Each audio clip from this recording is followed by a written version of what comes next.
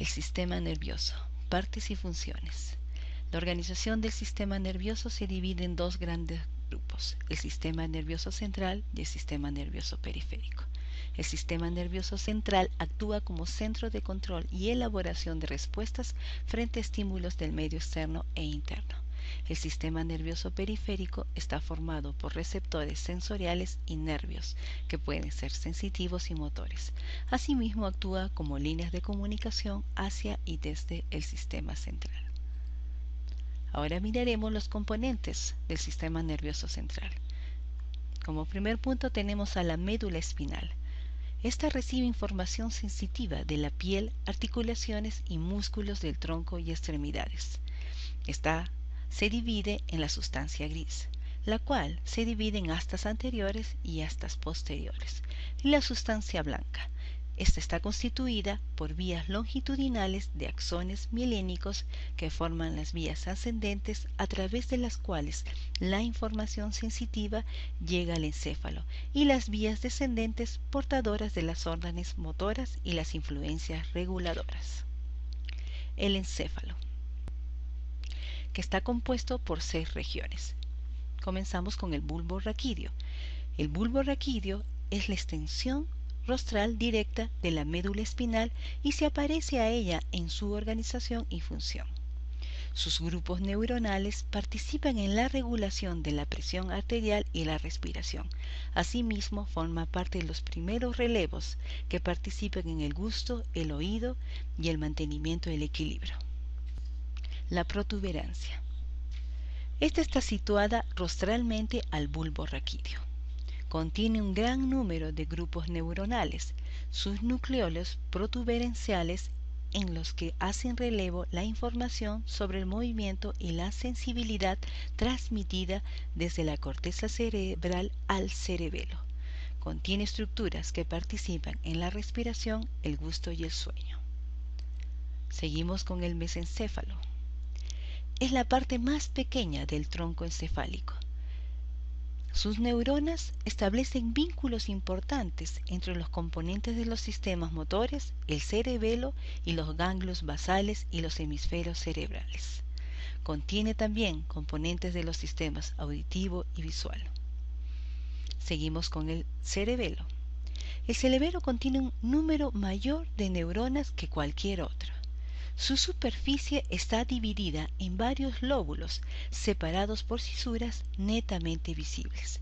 El cerebelo recibe aferencias somatosensoriales de la médula espinal, información motora de la corteza cerebral y aferencias sobre el equilibrio procedente de los órganos vestibulares del oído interno. Es importante saber que ésta mantiene la postura para coordinar los movimientos de la cabeza y ojos. El diencéfalo. El encéfalo tiene 2 subdivisiones. El tálamo, que es un eslabón esencial, en la cual es el control de entrada de la transferencia de la información sensitiva. Esta recibe información sensorial y retransmite esta información a la corteza, la cual la corteza también lo transmite de dicha información a otras áreas. Y el hipotálamo. Esta regula varias conductas esenciales para la homeostasis y la reproducción. Regula asimismo las temperaturas, emociones, hambre y sed, mando de control, ritmos cardíacos, entre otros. Los hemisferios cerebrales. Es la región más grande. Consiste en la corteza cerebral, la sustancia blanca subyacente y 3 estructuras profundas: los ganglios basales, el núcleo amigdalino y la formación del hipocampo. Se ocupa de funciones perceptivas, motoras y cognitivas. Un cuerpo calloso une los 2 hemisferios. Tenemos ahora las funciones del sistema nervioso. Como vemos en el cuadro, tiene 3 funciones importantes el sistema nervioso. La primera es la sensitiva, que puede ser interna o externa. La interna es la que produce secreciones glandulares y regulación de órganos. Y la externa produce sensaciones de acuerdo a los colores, olores, temperaturas, etc. Luego cumple la función integradora, es la cual analiza la información recibida y se toman decisiones que afectan la conducta. Puede ser un estímulo un peligro lejano. Función motora es aquella que produce contracciones musculares para el movimiento. Continuamos con la neurona, donde vamos a ver partes, tipos de neurona y sus funciones. Hablando de las partes de la neurona, vemos ahí en el gráfico que la neurona es la célula fundamental y básica del sistema nervioso y se divide en las siguientes partes fundamentales. Primera, el citosoma o cuerpo celular, que se refiere al cuerpo de la célula. También vemos el núcleo. Contiene la información que dirige a la neurona en su función general. Luego tenemos el citoplasma, donde se encuentran estructuras que son importantes para el funcionamiento de la neurona. Asimismo tenemos las dendritas, que son prolongaciones cortas que se originan en el soma o cuerpo y cuya función es recibir los impulsos de otras neuronas y enviarlas al soma de la neurona. Estas salen del cuerpo y se ramifican en forma profusa e intrincada. Tienen un gran número de diminutas salientes llamadas espinas dendríticas, que participan en la sinapsis. Luego continuamos con el axón. El axón es una prolongación única y larga, que puede medir hasta 1 metro de longitud y cuya función es sacar el impulso desde el soma neuronal y conducirlo hasta otro del sistema o hasta un órgano receptor. El axón de la neurona está rodeado de una vaina de mielina, que empieza prácticamente en el mismo punto donde comienza el axón mismo y finaliza en sus ramas terminales. Esta vaina de mielina tiene algunas interrupciones llamadas nódulos de Rambier. La envoltura de mielina aísla al axón entre los nodos y produce una conducción casi instantánea de los impulsos nerviosos. Los axones mielinizados son mucho más rápidos en su conductibilidad que los axones no mielinizados. Tipos de neurona.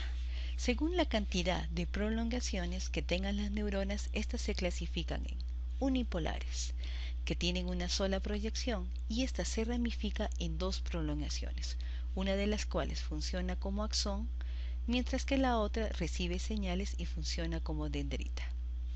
Las bipolares tienen 2 prolongaciones, una dendrita y un axón. Son neuronas receptoras localizadas en la retina, cóclea, vestíbulo y mucosa olfatoria. Las multipolares presentan un axón y 2 o más dendritas.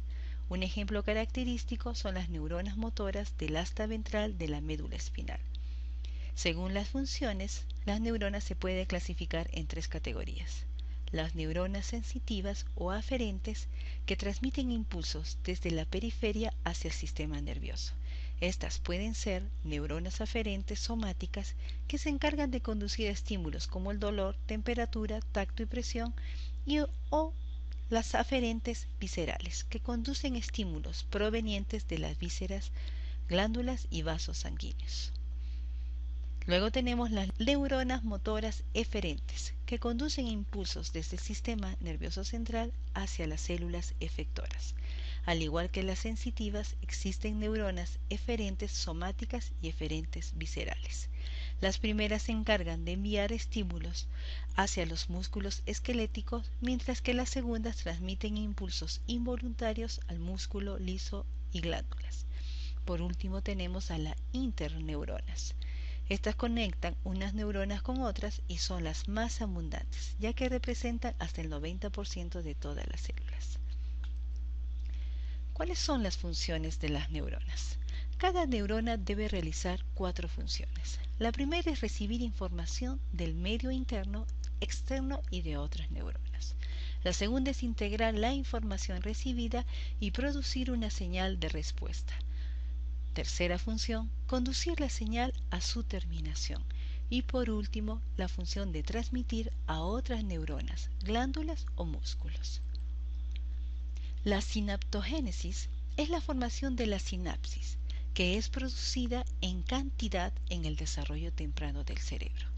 Esta se realiza después de que la neurona llega al sitio de radicación definitiva en la futura neocorteza y se desprende de la fibra glial que le sirvió de ascenso durante la migración. Su máximo pico de actividad comienza en el sexto mes de gestación y continúa por varios años después del nacimiento. Se pueden alterar por trastornos en el mismo proceso de migración de la célula después de su división postmitótica, por problemas propios del cono de crecimiento o por la migración dirigida anormal del axón. La neurogénesis es el proceso por el cual las neuronas y células gliales son generadas. Hay que distinguir entre lo que es la neurogénesis en el desarrollo y la neurogénesis en los seres adultos. Se demostró que durante la etapa postnatal y a lo largo de toda la vida continúa regenerándose nuevas neuronas en las dos regiones predominantes del cerebro, cuáles son la zona subventricular, SVZ, que se da en el bulbo olfatorio, o en la zona subgranular, SGZ, giro dentado del hipocampo. Muchas de las células recién nacidas mueren poco después de que nacen, pero muchas llegan a integrarse en el tejido cerebral. Veremos ahora el proceso de transmisión sináptica. La sinapsis, como sabemos, es la unión funcional entre dos neuronas, que permite el paso del impulso nervioso. Existen dos tipos de sinapsis: las sinapsis eléctricas, esta es la realizada por los invertebrados, y la sinapsis química, cuando el impulso nervioso pasa de una neurona presináptica a la postsináptica. Veremos la sinapsis química. Esta se realiza en tres etapas. Primera etapa: la onda de despolarización abre los canales para el calcio y permite su entrada. El ingreso de este ion estimula la fusión de las vesículas sinápticas con la membrana presináptica. Segundo paso: la unión de ambas membranas libera a los neurotransmisores hacia el espacio sináptico. Tercera etapa: los neurotransmisores se unen a los receptores de la membrana prosináptica, con la que se abren los canales para el sodio y el potasio. Esto genera una nueva onda de despolarización en la neurona postsináptica. Gracias.